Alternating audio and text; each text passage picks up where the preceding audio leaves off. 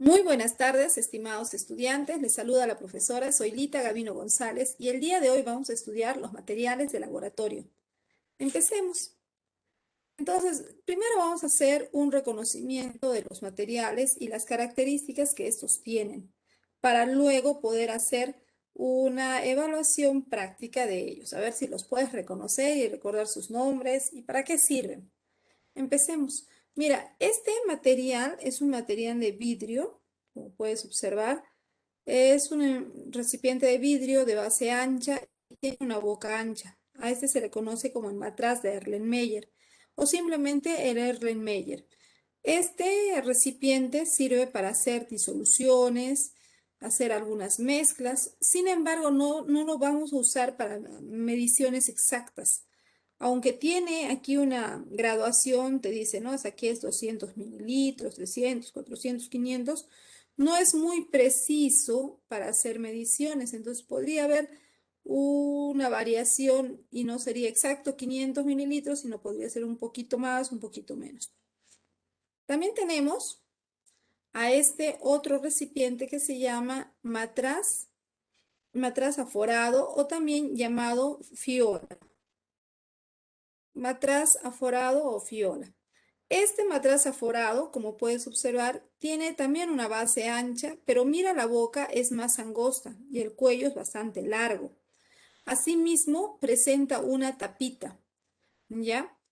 Este matraz sirve para guardar soluciones en cantidades medidas. Por ejemplo, si nosotros acercamos un poquito la lupa al matraz, vamos a ver que como que en esta parte presenta una marca o muesca, así se le llama, marca o muesca, que nos dice que si echamos el líquido hasta esta altura precisamente, van a ver 500 mililitros, pero no podríamos hacer otro tipo de medición. Si yo quisiera medir 550, algo así, en mililitros, no podría hacerlo. Aquí tenemos otro matraz. Mira, se parece mucho al primero, se parece muchísimo al Erlenmeyer. Tiene base ancha, tiene boca ancha, pero el detalle que lo hace diferente es esto, que en su cuello tiene como un cuellito, le sale una extensión. Este matraz se llama Kitasato. Este Kitasato sirve porque a través de esta extensión de este orificio se va a colocar una manguerita de repente para extraer fluidos, para extraer gases en procesos de destilación, recolección de gases, en procesos de filtración. Este es entonces el Kitasato o matraz de Kitasato. Aquí tenemos otro matraz que también le podemos llamar balón, ¿ya? Balón porque como puedes observar es bastante grande, voluminoso y su base es muy redonda. Se parece mucho a un balón. Este matraz en forma de base redonda o balón, de fondo redondo, tiene paredes muy gruesas y muy resistente al calor. Entonces, ¿yo para qué lo voy a utilizar? Lo voy a utilizar para hacer calentamiento de sustancias. Si quiero calentar, hervir agua o calentar incluso soluciones que necesitan altas temperaturas, mucho más que el agua. Entonces puedo usar este tipo de recipiente, de repente un proceso de destilación que va a tomar tiempo. Es ideal el balón. Tenemos aquí otro que es el matraz de destilación. Se parece mucho al matraz o balón en fondo redondo. Se parecen muchísimo. Pero a diferencia de este, el matraz de destilación tiene un cuello bastante largo y del cuello tiene un brazo conector. Tiene una zona, a ver, vamos a ampliarlo con la lupa. Ahí, ¿no? Tiene una abertura y a través de esa abertura se conecta un tubo. Entonces sirve para extraer sustancias. Por ejemplo, si estamos haciendo una destilación, una separación de soluciones, o extracción de gases, también podemos usar este tipo de recipiente. Lógicamente, todos estos envases de vidrio muchas veces necesitan conectarse unos con otros en las diferentes reacciones químicas. Y entonces, en ese proceso de conectarse, se utilizan estos tubos conocidos como tubos de desprendimiento. Son tubos pequeños, muchas veces doblados en diferentes formas, y que en un extremo podemos colocar el corcho para poner en la boca de uno de estos envases, de estos matraces, y hacer la separación de sustancias. Aquí tenemos la luna de reloj o llamado vidrio de reloj. Este es un recipiente de vidrio un tanto cóncavo, ligeramente cóncavo. Aquí se colocan sustancias que se necesitan evaporar, de repente un líquido, de repente se necesita obtener algún cristalizado o a veces incluso lo usamos para tapa del vaso beaker. Este recipiente se llama cristalizador. Es un recipiente de vidrio. Aquí se coloca una solución. Supongamos que tengas una mezcla saturada de agua y sal, cloruro de sodio. Entonces lo colocas aquí y con el paso del calor, la temperatura, se va a ir evaporando el líquido y va a quedar la sal, ¿no? Es un cristalizador. Y el más usado de todos, me parece que es este recipiente, uno de los más utilizados, se llama el vaso de precipitado o el vaso beaker, o simplemente beaker, ¿no? Este vaso de precipitado tiene la característica de que presenta una resistencia al calor, por lo tanto lo podemos usar para calentar sustancias, ¿ya? Podemos calentar, hacer disoluciones, una serie de actividades aquí en el vaso beaker. También presenta una graduación, es decir, nos indica volúmenes que puede contener, ¿ya? Sin embargo, debemos tener claro que la graduación del vaso beaker no es muy precisa. Si bien es cierto, es una buena graduación, existen otros recipientes que tienen mejores graduaciones. Aquí, por ejemplo, tenemos también otro instrumento que usamos con frecuencia, los goteros, para poder añadir sustancias en pequeñas cantidades. La probeta. La probeta es un recipiente de vidrio que tiene una graduación mucho más precisa. Incluso presenta graduaciones mínimas, ¿no? Entonces, este instrumento tiene la función sobre todo para medir volúmenes con mayor precisión. Si yo tengo que tomar la decisión con qué recipiente voy a hacer una medición de volumen, tengo el vaso beaker y tengo la probeta. Pues lógicamente la probeta es más preciso y debería usar la probeta. Aquí tenemos otro instrumento que nos sirve para hacer mediciones y más exacto que la probeta todavía. Este se llama pipeta. Mira, la pipeta a mí siempre me ha parecido como un lápiz gigante, hecho de vidrio. Tiene aquí la punta, aquí está la parte superior. Y bueno, ¿en qué consiste la pipeta? Se introduce este como lápiz, que en la punta es abiertito, tiene una pequeña abertura. Entonces se introduce en una solución, en un líquido, y luego vemos que el líquido sube por el envase y nosotros lo tapamos con con el dedito gordo en la parte superior cuando llegó a la altura y ya no se derrama el líquido. Ya esa es la forma de usar la pipeta. En este caso, esta es una pipeta volumétrica, es decir, que aquí en la parte ensanchada de la pipeta va a presentar como una marca, es una marca. Entonces, nos dice que si echamos líquido hasta aquí, exacto, vamos a tener 5 mililitros. Es volumétrica porque mide volúmenes exactos. La pipeta es más precisa que la probeta. Aquí tenemos, por ejemplo, otra pipeta. Esta es otra pipeta. Como les decía, tiene esa forma, ¿no? Peculiar, parece un lápiz. Está muy graduada, tiene la graduación bastante precisa y lo mismo. Pero a veces es un poco complicado sacar líquidos con la pipeta, sobre todo si tu envase donde vas a sacar el líquido tiene poquito líquido. Entonces, un error frecuente que cometían los estudiantes al usar la pipeta era que ponían la boca en la parte superior de la pipeta y chupaban el líquido, lo cual era muy peligroso. ¿Por qué? Porque al chupar el líquido pueden aspirar el líquido porque podría ser una sustancia tóxica, un veneno tóxico de laboratorio de química o una solución biológica también venenosa, tóxica. Entonces no se debe hacer eso. Esta pipeta siempre se debe utilizar con ayuda de una ampolla, es decir, hay unas ampollas de goma que se colocan en la parte superior de la pipeta y tú lo aplastas y luego lo sueltas y de esa manera se succiona, se chupa o se succiona el líquido y no tienes que poner la boca ni arriesgar tu salud. De todas maneras, la pipeta es un instrumento muy preciso, mucho más preciso que la probeta. Aquí tenemos otro instrumento, se llama agitador de vidrio o mejor conocido como bagueta, otros también le denominan varilla. Esto es una vara de vidrio, es como un tubito de vidrio, pero está cerrado por dentro, no entra el líquido por dentro. Se utiliza para mezclar, para diluir, para mover sustancias. Si hablamos de instrumentos de medición, el instrumento de medición más preciso que la pipeta es este, que se llama bureta.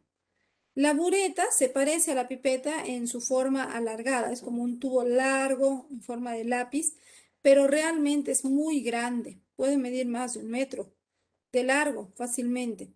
Y en la parte inferior presenta una especie de llave. Y a través de esta llave se va a abrir y el líquido que no queremos que esté va a ir saliendo por la parte inferior. Se utiliza también, además de hacer mediciones precisas, se utiliza para hacer valoración, neutralización, titulación de sustancias, que ya vamos a aprender más adelante. Aquí tenemos el condensador o refrigerante.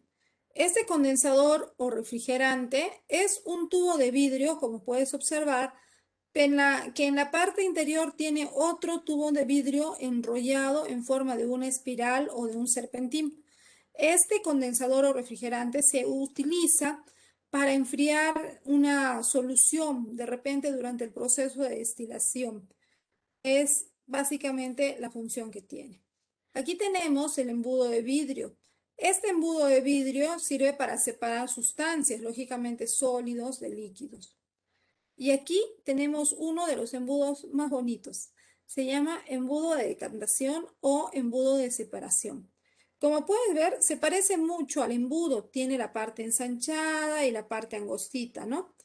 Pero a diferencia del embudo normal, el embudo de decantación tiene dos peculiaridades. Tiene una tapa y tiene una llave en la parte inferior. Este tipo de embudo se utiliza para separar líquidos invisibles. ¿Qué significa líquidos invisibles? Son líquidos que no se pueden mezclar. Por ejemplo, si tenemos agua y aceite, el agua y aceite se echan en este recipiente, no se mezclan, tú sabes que no se mezclan, pero se van a separar por diferencia de densidades, es decir, el que es más denso, como quien diría, el más pesado, se va a ir al fondo. Y queremos separar pues el agua del aceite. Entonces, una vez que ya el agua está al fondo, lo único que tenemos que hacer es abrir esta llavecita lentamente y el agua va a ir saliendo. Y cuando ya haya salido todo el agua, cerramos la llavecita y aquí va a quedar el aceite. Y acá abajo podemos tener un vasito donde recogemos esa agua. Entonces, estos son algunos instrumentos que usamos con mucha frecuencia. También están los famosos tubos de ensayo, ¿no? Con tapa y sin tapa.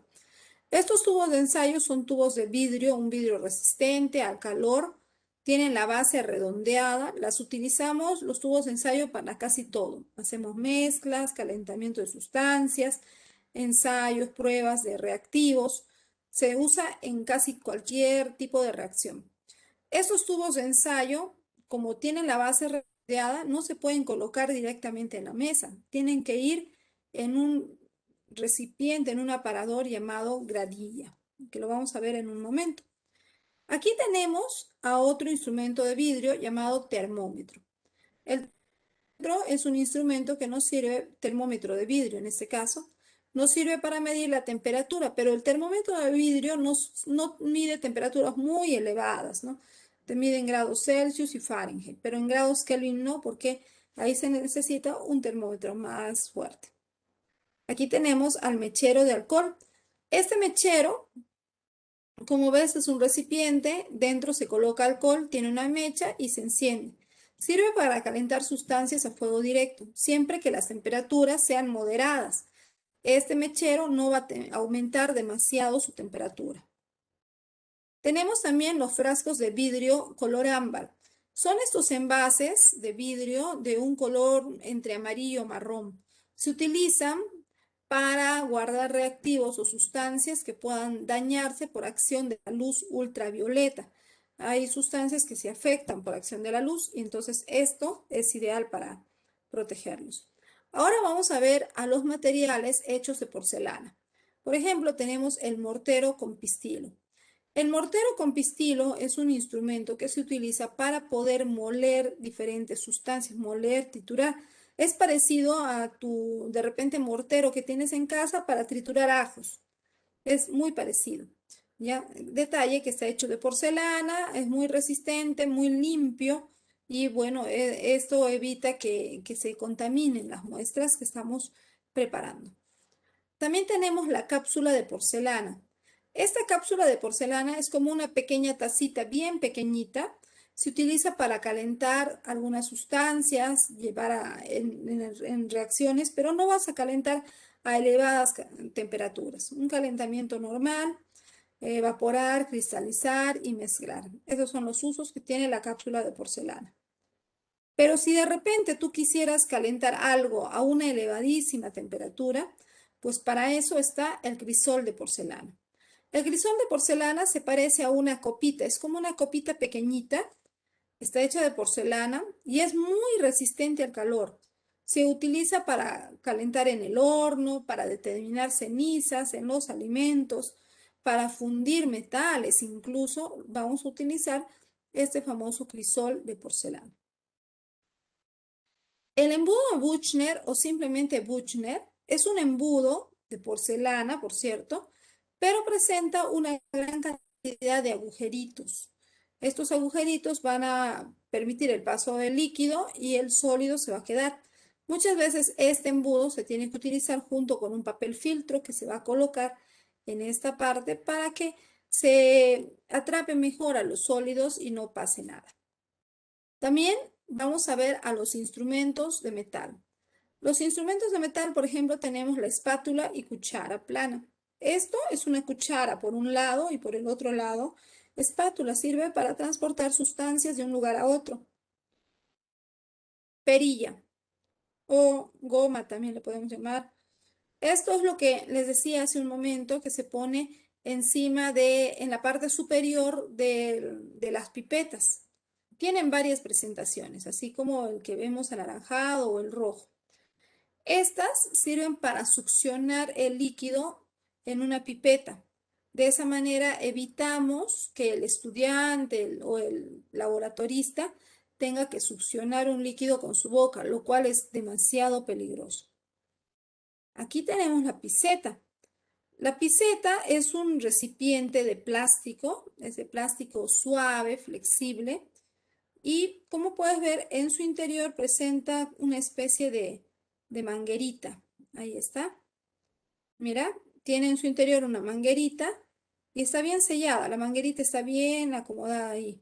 Entonces, ¿para qué sirve la piseta o cuál es el uso que le damos en un laboratorio? Generalmente en esa piseta colocamos agua destilada. El agua destilada es el agua químicamente pura. Y esa agua destilada la necesitamos para diferentes reacciones químicas, para hacer observación de muestras, para preparar muestras al microscopio, el agua pura. Entonces, como siempre se prepara agua destilada en el laboratorio y para que ésta no se esté contaminando, se guarda en este recipiente, en la piseta. Como se había dado, no hay problema de contaminación. Y si necesitamos hacer uso del agua destilada, lo único que hacemos es presionar, aplastar el frasco y el agua sale por la manguerita y listo. Las probetas también podemos encontrarlas en presentación en plástico. También en plástico o bueno, hule, vamos a encontrar a las mangueras. Estas mangueras las utilizamos para hacer conexiones en equipos de destilación principalmente o también para conectar gas o agua. También tenemos en un laboratorio materiales de metal. Aquí tenemos los materiales de metal o metálicos, por ejemplo, las pinzas, ¿no? Esta es una pinza para condensador. ¿Se acuerdan del condensador o refrigerante? Bueno, esta es una pinza que vamos a usar para ello. Tiene 3 dedos y se dice con nuez, ¿no? Con nuez porque tiene como llavecitas para ajustar y evitar que se caiga el condensador. También tenemos el anillo de hierro, que es un aro metálico, y en esta parte tiene como un perno. Entonces, esta parte es la que se sujeta al soporte universal. Y aquí tenemos el soporte universal. Este es el soporte universal. Está formado por una base. Esta base rectangular generalmente es una base muy pesada, muy pesada, que sujeta a un parante metálico, una columna metálica, un tubo metálico muy fuerte. Entonces, la función que tiene es que en este tubo se van a colocar, de repente se va a colocar el aro o anillo de metal, las pinzas para refrigerante, otro tipo de pinzas, de repente un balón, una gran cantidad de cosas se colocan aquí, se agarran del soporte universal y por ese motivo es que este soporte debe ser bastante fuerte, bastante resistente y debe ser muy pesado en su base. La malla de asbesto es un instrumento que hoy casi no lo usamos en el laboratorio. Es muy difícil encontrar de repente un laboratorio que lo tenga. En el caso que lo tuviera, el uso que tiene la malla de asbesto es junto con el trípode. El trípode es este instrumento metálico de 3 patas. Entonces, encima de la trípode, aquí, se coloca la malla. Y cuando nosotros por debajo ponemos el mechero, encima de la malla podemos poner un recipiente y este se va a calentar a una temperatura no muy elevada. Va a ser una temperatura más controlada. ¿Por qué es que ya no se usa la malla de asbesto? Porque contiene asbesto, esta parte que se ve como cemento es asbesto. Y esa sustancia se ha descubierto ya hace algunos años que al entrar en calor, al calentarse, pues libera gases tóxicos, ¿no? Entonces es un tipo de envenenamiento que se ha estado haciendo en el laboratorio y que hoy por eso está prohibido usar la malla de asbesto. Tenemos otras pinzas, por ejemplo, esta es la pinza para bureta. Aquí tenemos la pinza para crisol. Siempre ya te dije que el crisol lo usamos para calentar.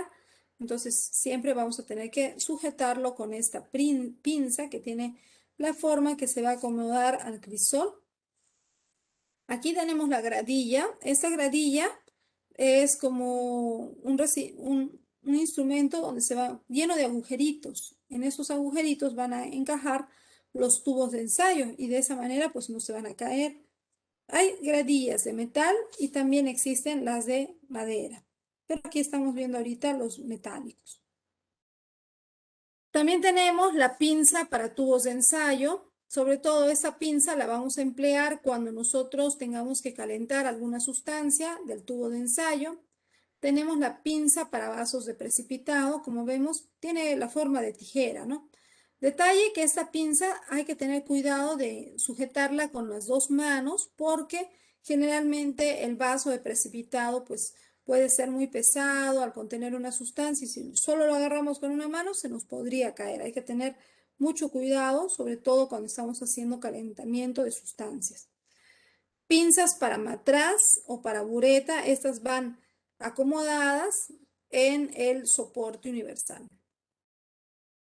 Aquí tenemos la espátula, un utensilio que se utiliza para sacar sustancias químicas y pasar a otros envases.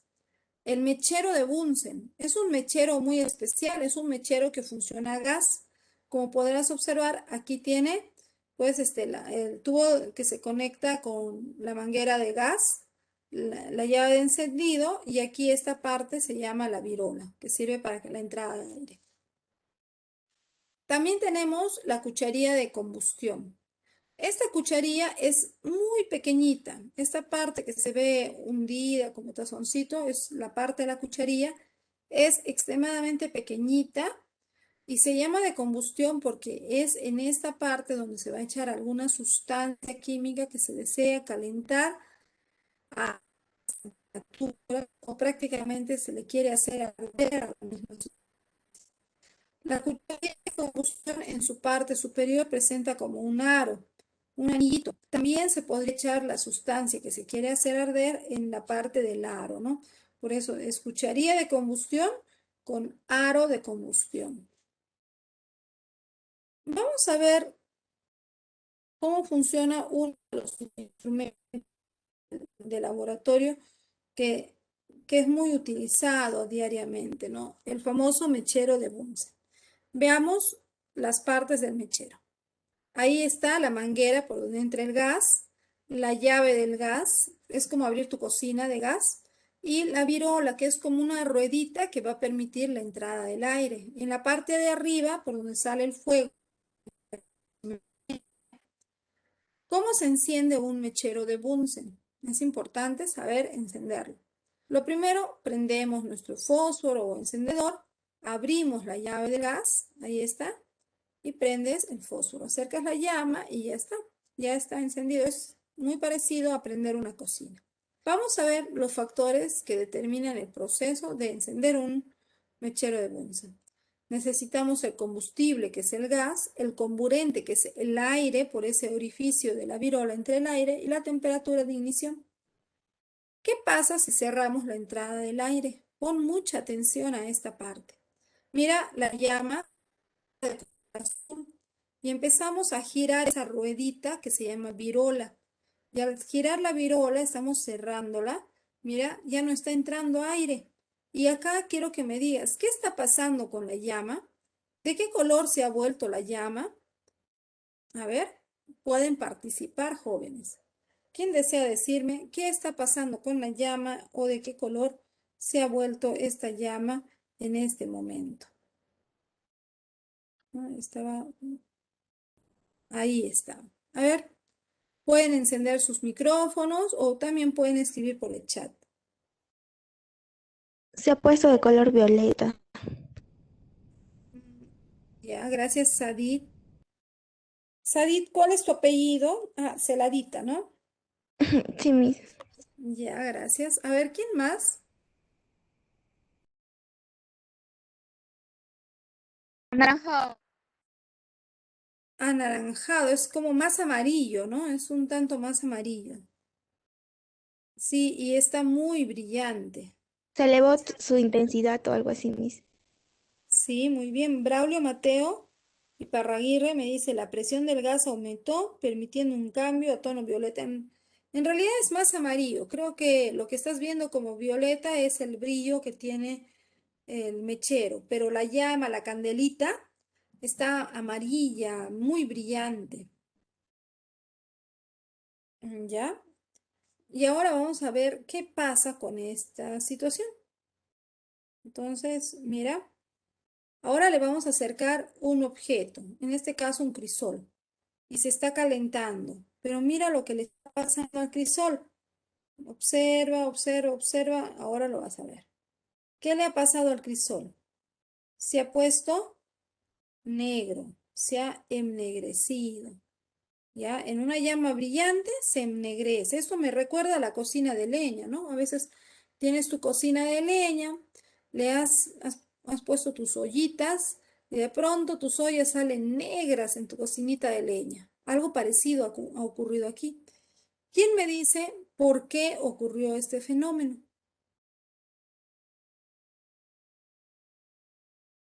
¿Por qué se ennegrece o se forma carbón cuando la llama es brillante, la candela, el fuego es brillante?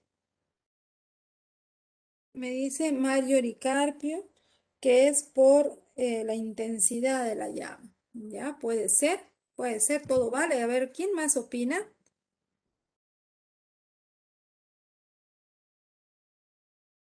¿Alguien más desea participar?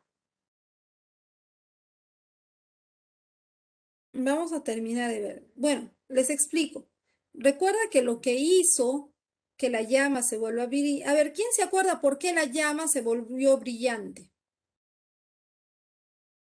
Porque le cesó el oxígeno y ya no pasaba. Ya, o sea, aquí no está entrando oxígeno, ¿sí? Entonces, si no hay oxígeno, no hay el gas que es el comburente, el que facilita la combustión. Entonces, cuando no hay oxígeno, esta combustión se vuelve una combustión incompleta. Esta combustión incompleta produce la formación de dióxido de carbono y sobre todo monóxido de carbono. y es el monóxido de carbono el que causa el ennegrecimiento del recipiente. Ahora vamos a hacer lo contrario. Vamos a abrir la virola, es decir, vamos a girar esta ruedita para el lado contrario y vamos a ver qué pasa. Mira, ve, mira qué le está pasando a la llama. ¿Ve? Está entrando aire, pero mira de qué color se está poniendo la llama. A ver, ¿quién me dice de qué color se está poniendo?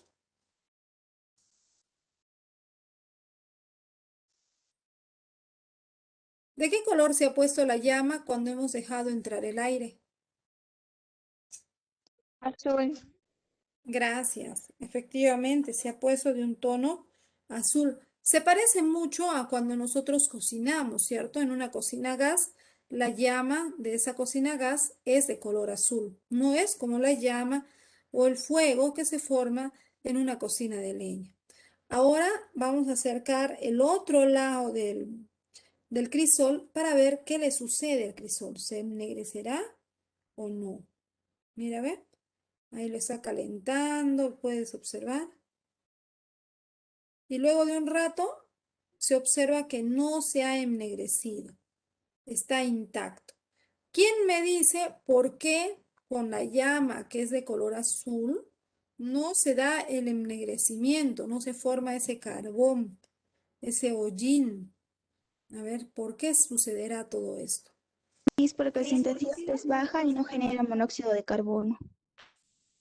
Muy bien, efectivamente, ¿no? No se ha generado monóxido de carbono. ¿Debido a qué? Debido a que ha entrado el oxígeno.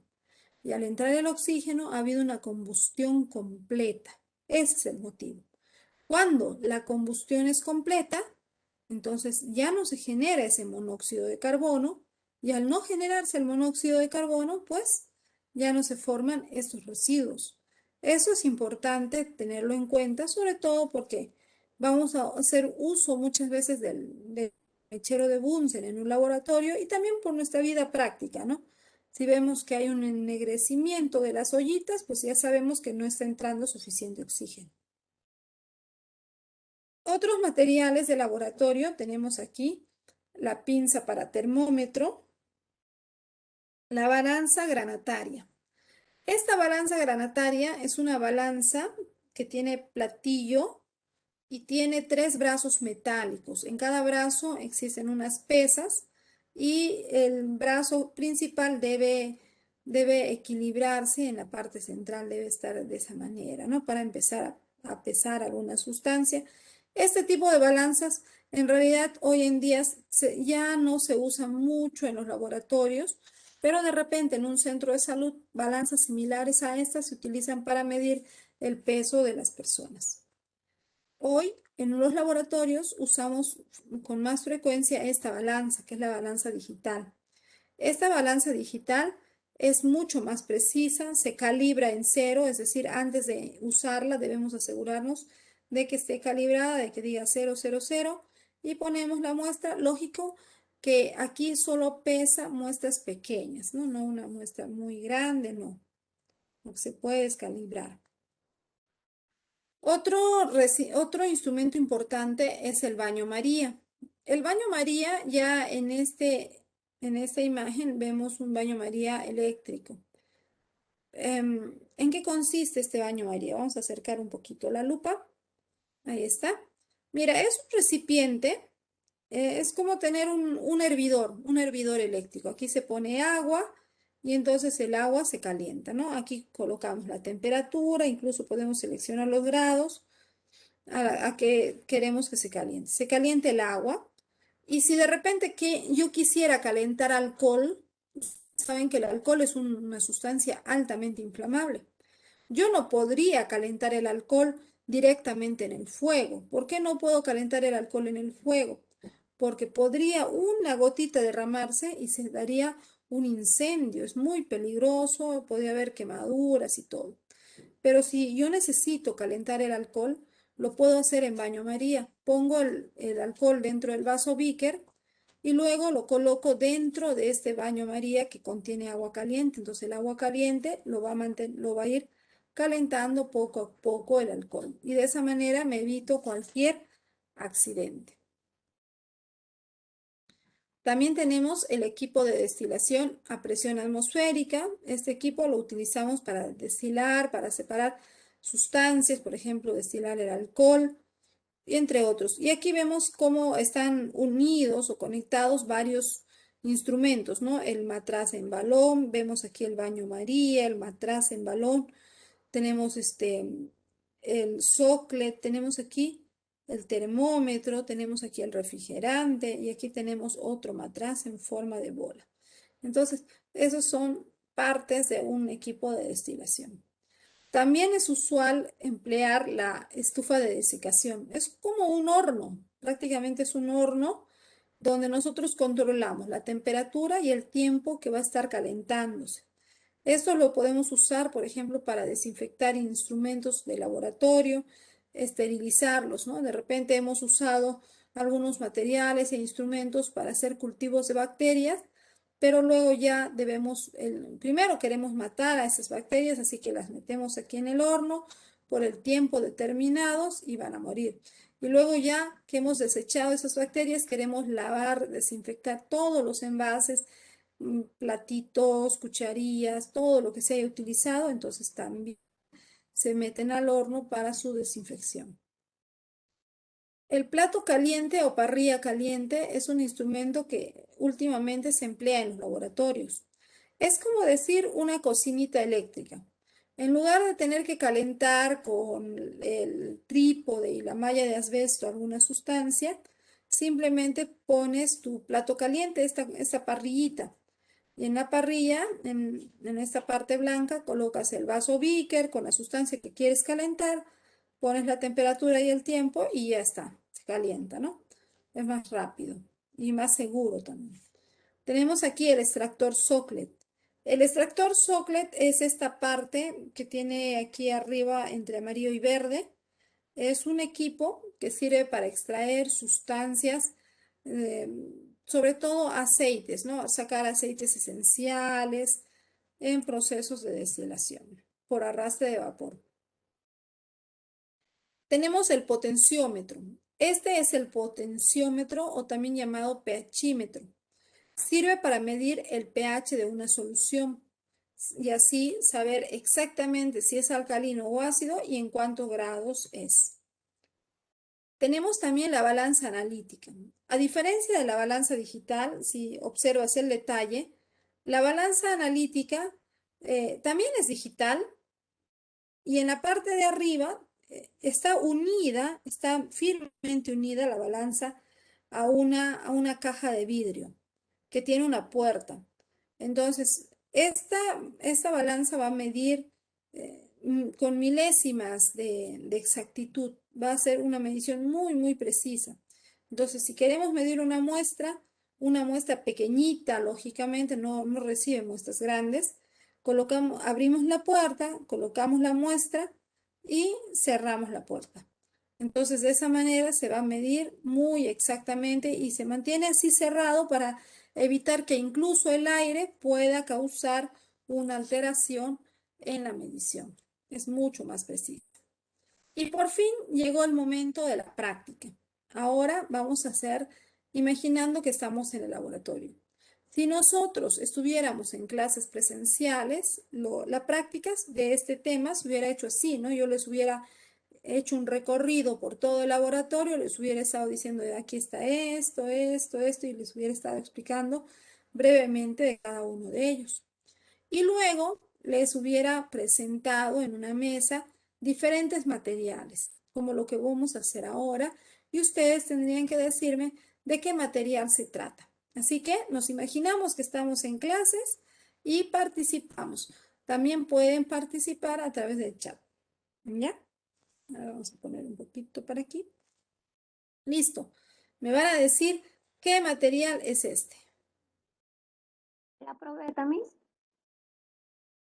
Muy bien, efectivamente es la probeta. Ahí lo puedes ver, instrumento de vidrio para medir volúmenes con precisión.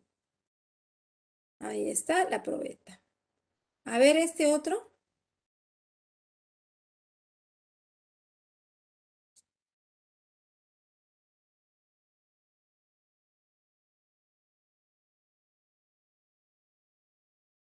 La pipeta, ¿no? No, no, no es pipeta. A ver, de nuevo lo van a ver, ¿ya? ¿Cómo dices? ¿La bureta o no? Bureta, muy bien, efectivamente, es la bureta, ¿no? Se parece a la pipeta, solo que es mucho más larga, miren, mide más de 1 metro y tiene la llavecita en la parte inferior para que pasen las sustancias. Se llama bureta. A ver, ¿quién me dice cómo se llama ese instrumento? Vaso precipitado. Muy bien, efectivamente, ¿no? Es el famoso vaso de precipitado o Muy beaker. Baker, Miss. ¿Cómo? Ajá, Baker. Baker, sí es. Sí, también se le llama beaker. Beaker, Baker, ¿no? Está bien. Vale, vale. A ver, vamos a ver este otro instrumento. Varilla. Muy bien, han estado muy atentos. Excelente. Sí, esta es la varilla, también agitador. Yo le conozco como bagueta, ¿ya? Entonces, a veces uno finalmente se termina aprendiendo sus nombres raritos y es una alegría sabérselos. Te toma tiempo aprenderte esos nombrecitos. A ver, aquí mira ese recipiente. Contiene agua destilada. Pipeta. No, no es pipeta. A La ver, mira, piseta, Miss. piseta. Muy bien. ¿Quién dijo piseta? Yo, Miss Sa- heladita. Ya, muy bien, Celadita.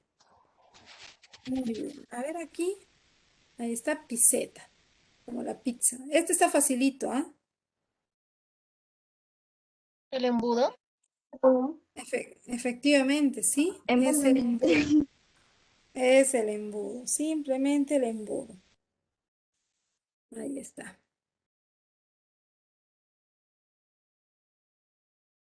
Ah, ¿cómo se llama este recipiente? Matriz. Erlanger. Sí, muy bien. Es el El Erlenmeyer. matraz, ¿Alguien? Miss. Oh, Sí, es el atrás. Alguien más dijo. Hubo una tercera voz.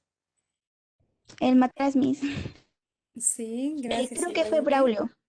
Braulio, ¿no? Sí, Miss. Braulio, Sí, sí, gracias. gracias. Era Braulio. Sí, ahí está su nombre. Sí, es el Erlenmeyer o matraz de Erlenmeyer. Y aquí, Porcelana que se utiliza para separar mezclas, evaporación y someter al calor ciertas sustancias a elevadas temperaturas. ¿cómo se llama este instrumento? La cápsula. Cápsula, Miss. Cápsula de porcelana. Ujú.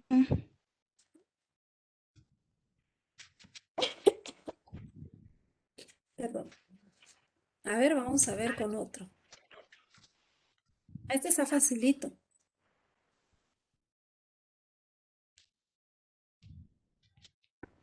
Tubo de ¿Quién ensayo. dice cómo se llama ese instrumento? Muy bien, Brownie, efectivamente, ¿no? Es el tubo de ensayo. A ver, aquí es donde se colocan los tubos de ensayo. Gradilla. Muy bien, efectivamente. ¿Quién dijo gradilla, por favor? Yo, mi Chispa.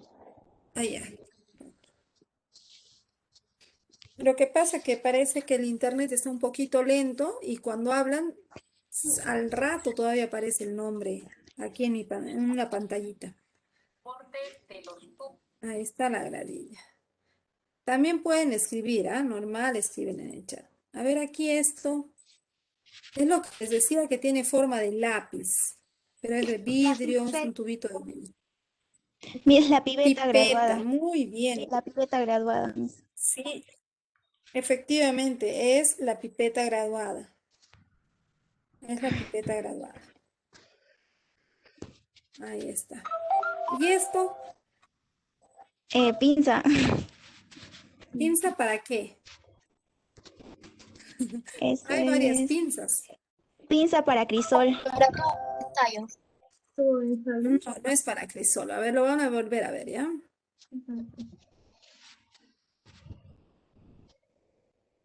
Pinza para tu ensayo, Miss. Para bureta, Muy bien. Carpio, ¿no? Marjorie dijo para tubo de ensayo. Efectivamente, ¿no? Esa es pinza para tubo de ensayo. ¿Ya? Su forma peculiar que tiene. Y también nos dijo cielo. Cielo también ha mencionado que es la pinza para tubo de ensayo.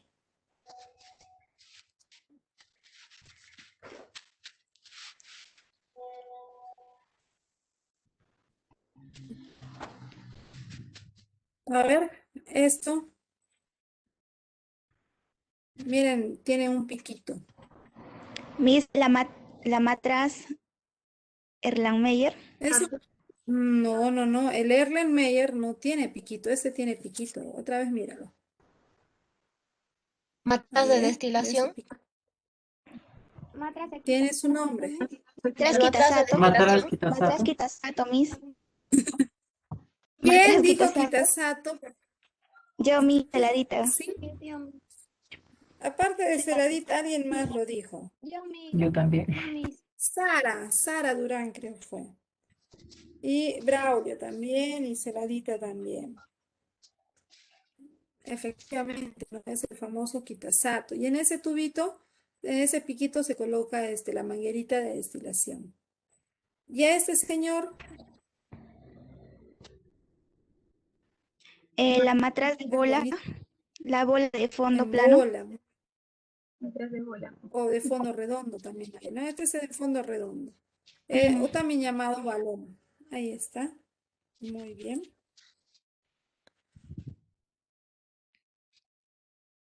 A ver aquí. ¿Cómo se llamará La ese matraz instrumento? de destilación creo que es. Matraz aforado. No, no. Balón Mario, monolítico. Matraz aforado, Miss. Marjorie, bueno, la que dijo matraz aforado, también conocido como fiola, ¿no? Tiene su tapa, mira, ve, tiene una marquita donde te dice hasta aquí nomás, entra la cantidad que estás midiendo. A ver este es precioso, me encanta, siempre fue el que más me ha gustado de los instrumentos, tan complejo, tan... A ver, ¿quién me dice cómo se llama? Condensador. Muy bien, Braulio, efectivamente. Este es el condensador o llamado refrigerante.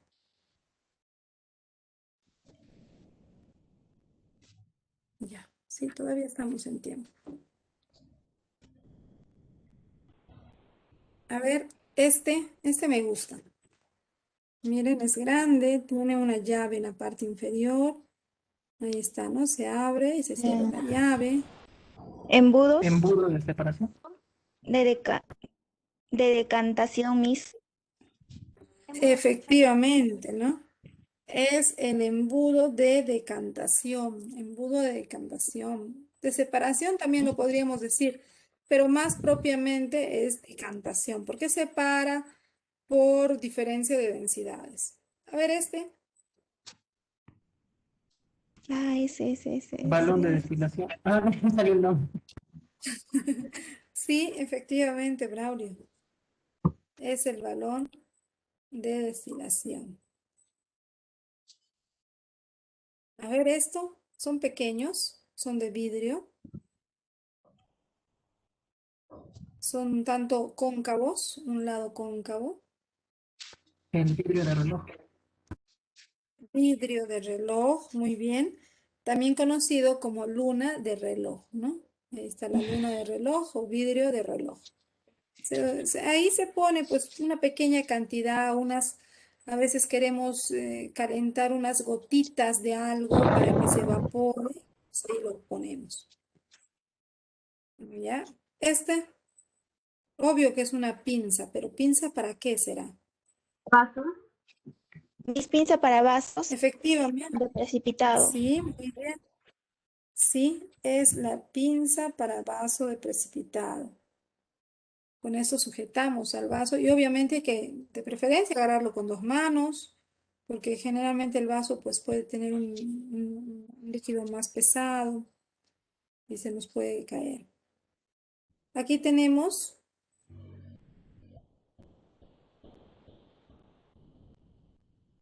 Es una pinza, sí, es una Pinza para pinza, tubo pero de ¿para ensayo. qué?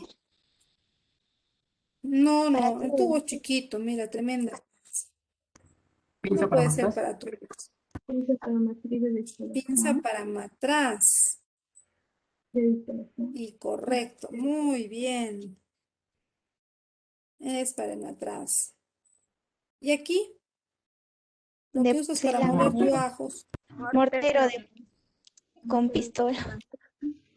Mortero con pistola. Pistil. No, Ah, no con es pistola, mi pistolas. amor, es pistil. Pistilo.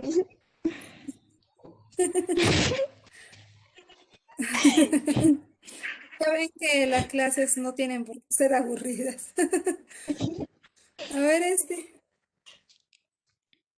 Miss, el anillo de hierro. Miss, el Sí, anillo de muy hierro. bien, Marjorie. Sí, muy bien, Sadie. Es el anillo o aro, ¿no? De hierro. Muy bien.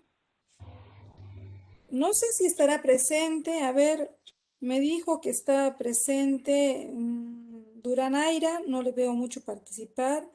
Y a Cielo Grados tampoco le veo mucho participar. A ver, aquí esto. Trípode, Miss, ese es el trípode. Sí, muy bien, es el trípode, ¿no? Y mira, encima lo colocamos la malla de asbesto, así va. ¿Ves? Y debajo pues va el mechero. Ahora, ¿qué será esto? Eh,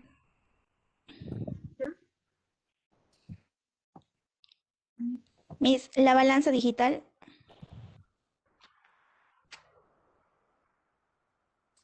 ¿Sí? ¿Alguien más opina que sea otra balanza? ¿Es la digital o es la analítica?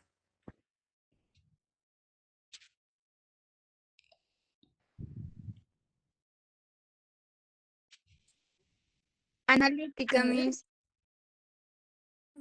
Kaki dice analítica y Celadita dice digital. A ver, Braulio que defina. ¿Cuál es? Braulio. ¿Será analítica o digital? Digital. Muy bien, Braulio, efectivamente, es la balanza digital. Se parece mucho a la balanza analítica en que tiene la cajita encima, ¿no?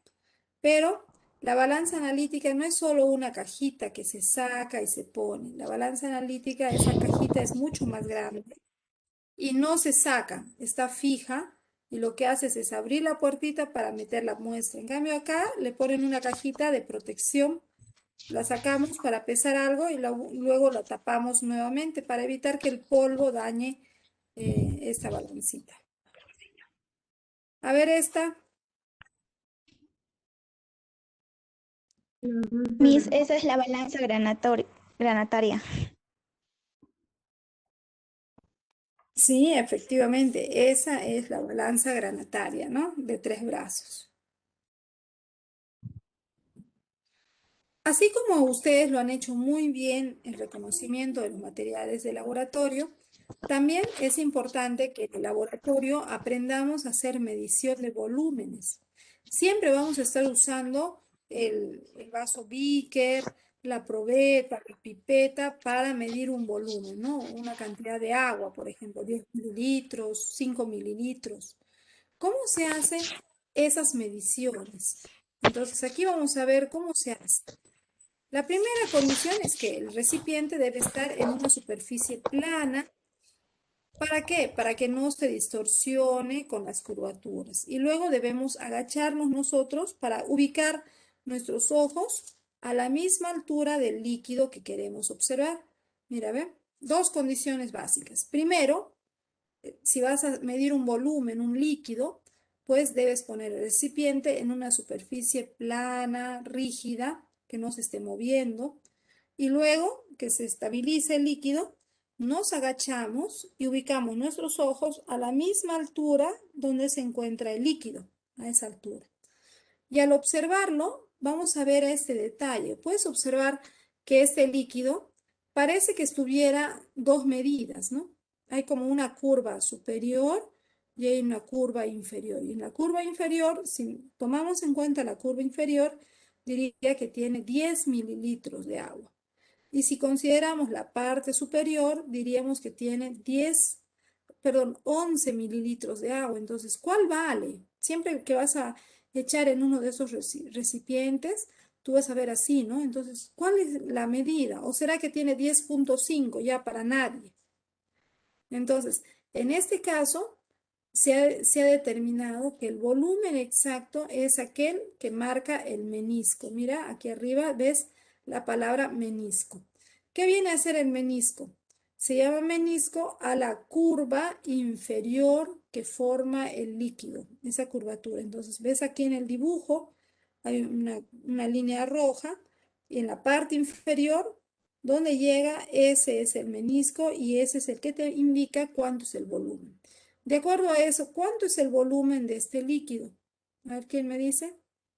¿Tiene 10? ¿Tiene 11 10. o tiene 10,5? 10. 10. Gracias, Karen. Gracias. Efectivamente tiene 10, ¿no?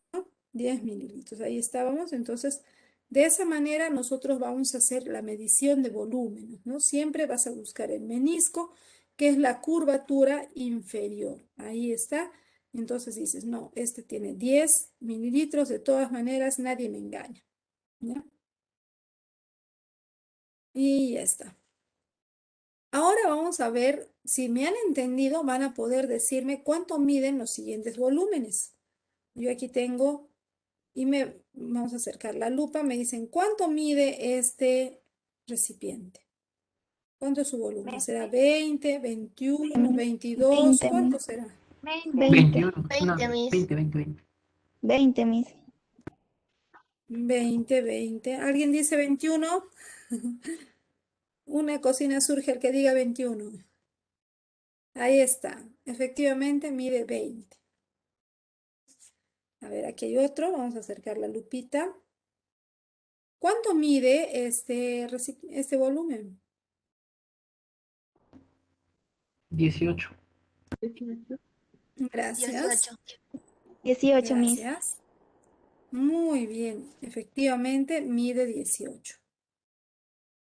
Y ahora este otro.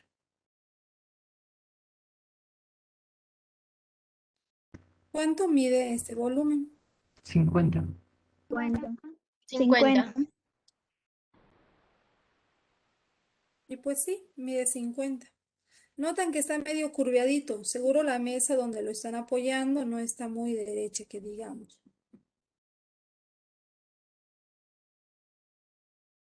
Aquí.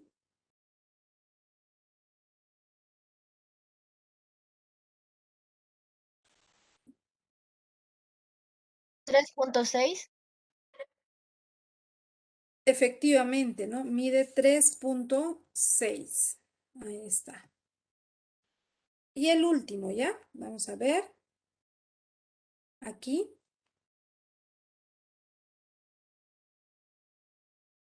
8.6. 8 puntos. 8.6, Miss. Y está muy bien. Tiene 8,6. Entonces, de esa manera hemos hecho algunas mediciones con el menisco.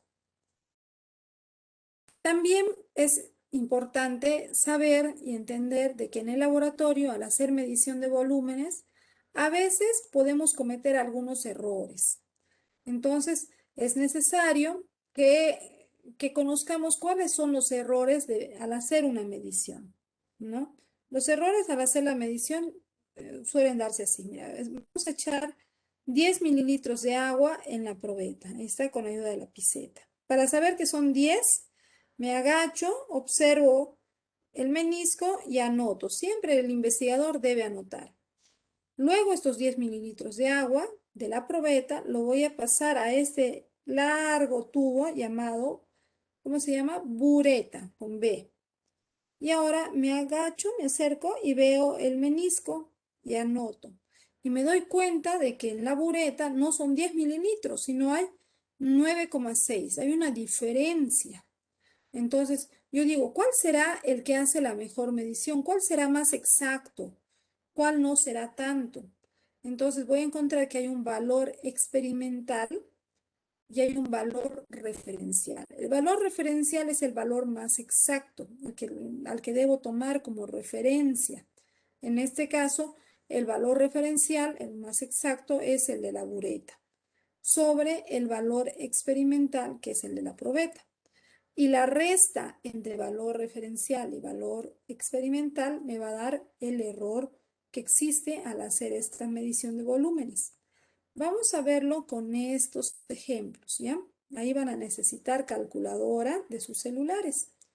Miren, supongamos que tengo este vaso Beaker y he medido que 20 mililitros de agua. 20 mililitros. Luego, el agua de este Beaker lo paso a una probeta. Y al pasarlo a la probeta me dice, no tiene 20, me dice. La probeta me dice que hay 19,6 mililitros. Uy, entonces, lógico que hay una diferencia. Esa diferencia se llama error absoluto. El error absoluto se halla restando el valor referencial, o sea, el más exacto, que es el de la probeta, menos el valor el experimental versus el referencial.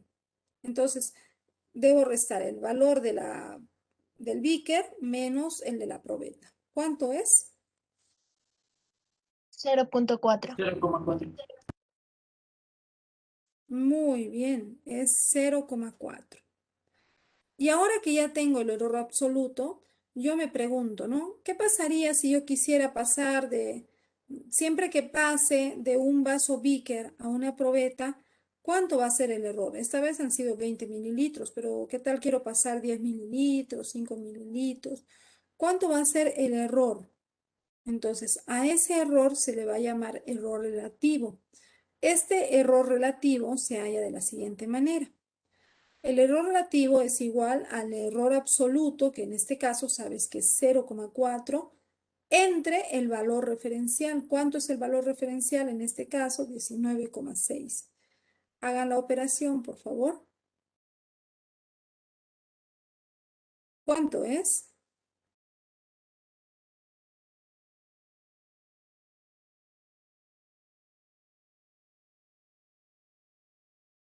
0,4 entre 0,020. 19,6. ¿Cómo? 0,020. Muy bien. 0,0. 0,02051. Ya tiene varios números. Lo redondeamos en 0,02, ¿sí? Entonces, ese viene a ser el error relativo, ¿de acuerdo?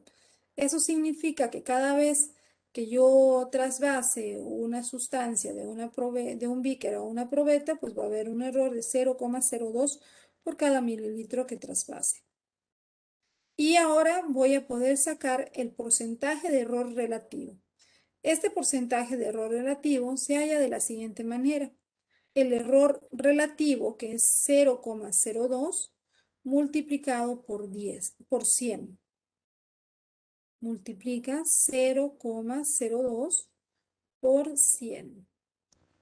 2%. 2. 2%, muy bien, es 2%.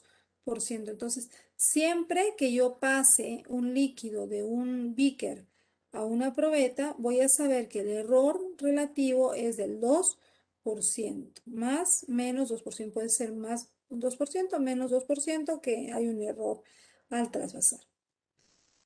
Si me han entendido, ustedes podrán hacer esta resolución. Tenemos 20 mililitros en el vaso Beaker y lo trasvasamos a la bureta, que es mucho más preciso que la probeta. Y en la bureta me dice que no hay 20, sino que hay 19,1 en este ejemplo, ¿no? Entonces, ¿quién me dice cuánto es el error absoluto? 0,9. Muy bien, 0,9. ¿Y cuál será el error relativo?